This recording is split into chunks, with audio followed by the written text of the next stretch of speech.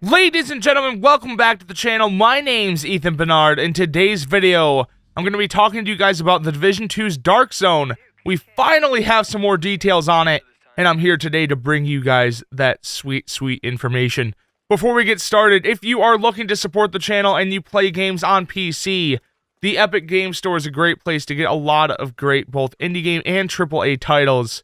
And the Division 2 is actually going to be sold through the Epic Game Store. So if you're looking to pre-order the Division 2 for PC, use the affiliate link down in the description below for the Epic Game Store, or type in the code ETHAN, E-T-H-A-N, just Ethan, at the Epic Game Store checkout.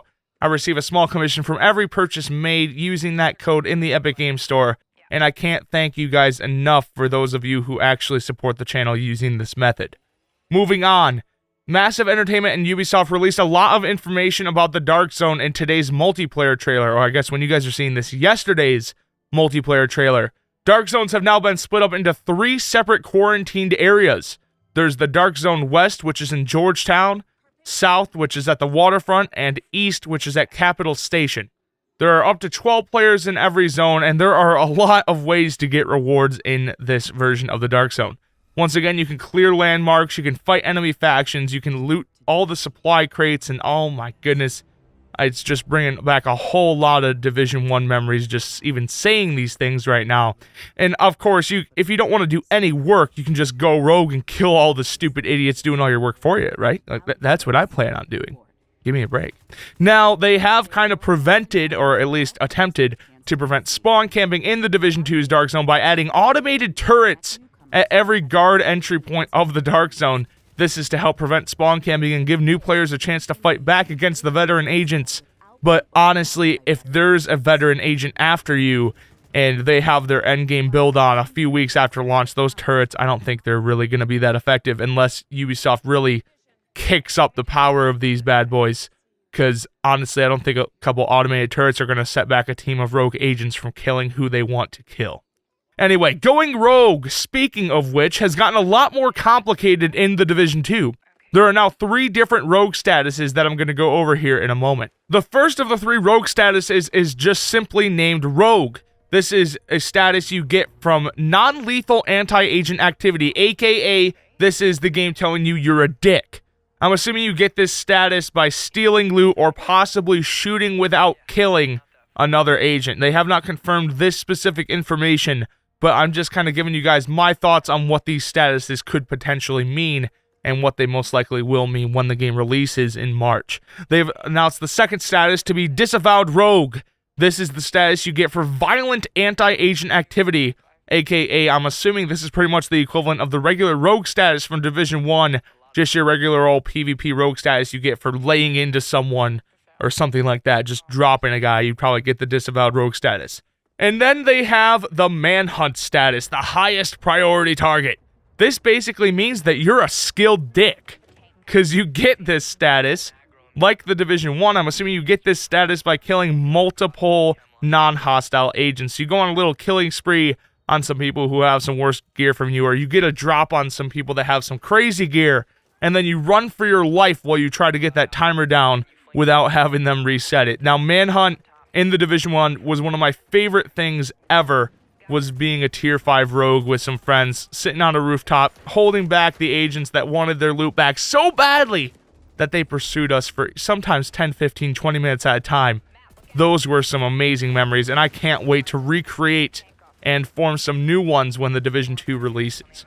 Now, rogue agents also have the ability to lockpick supply crates, which I guess is pretty cool. So if you don't want to use a key, I guess you can lockpick it, but that makes you go rogue. I can't really tell what that refers to, lockpicking supply crates, because as far as I remember, all you had to do is put in a Dark Zone key and you can open them without getting any status. So maybe lockpicking a supply crate gets you the just regular non-lethal anti-agent activity rogue status, but we'll see more once we get into the beta and hopefully have a chance to try out the Dark Zone for ourselves. Alongside lockpicking, rogue agents have the ability to steal contaminated gear at extraction, so you can actually cut the damn rope and take all the other agents' gear at the extraction, which is such a dick move, but hot diggity damn, it sounds like so much fun, and I definitely want to try it at some point. Anyway, alongside that, you can hack SHD terminals for intel and resources as a rogue agent. I'm not sure what those resources would be. Maybe some ammo, meds. I don't know exactly what that means, because I don't think it's loot.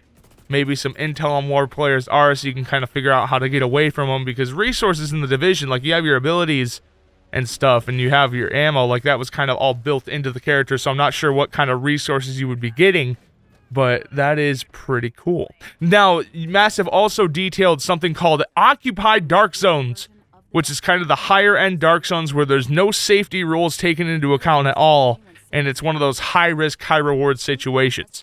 You will get higher-level rewards from this, obviously, but I wouldn't, maybe, until you've got a really good build that you're confident with, or at least you've got some people with you, head into these, because that is going to get pretty crazy near the end game. Those occupied dark zones are probably going to be a bitch to fight, especially if you're alone. Now, obviously, we're going to be able to get endgame rewards from the dark zone, but something interesting that I did want to put on real quick was that only some rewards in the dark zone are contaminated. In the trailer here, and I'll have a little clip of this behind my voice right now, you see the guy opening up a crate or picking up loot off the ground. You can actually see some of the gear is just able to be picked up and equipped or stowed away or whatever, and some of it's marked as contaminated, which means you have to extract it to have it cleaned and all that stuff, decontamination, before you can actually use it back in the main game or go back to the main area to bring it back into the dark zone. So I thought that was pretty interesting. There are some items you can pick up and just use immediately or stow away immediately, but then some of those higher end items are going to be contaminated, which obviously requires you to go and get those sweet, sweet loot extracted. Okay. So basically, the dark zone is going to be a big game of risk and reward. If you guys do a high risk play and it ends up paying off, hot diggity damn, you're going to be having a good day in the Division 2's dark zone. Anyway, guys, the Division 2 launches on March 15th, and beta for anyone who pre-ordered the game launches on February 7th. If you're on PC and you want to get access to the beta on February 7th, guaranteed, go down to that affiliate link down in the description, purchase the Division 2 at the Epic Game Store with creator tag Ethan, and that helps support the channel, and it gets you guaranteed beta access on February 7th.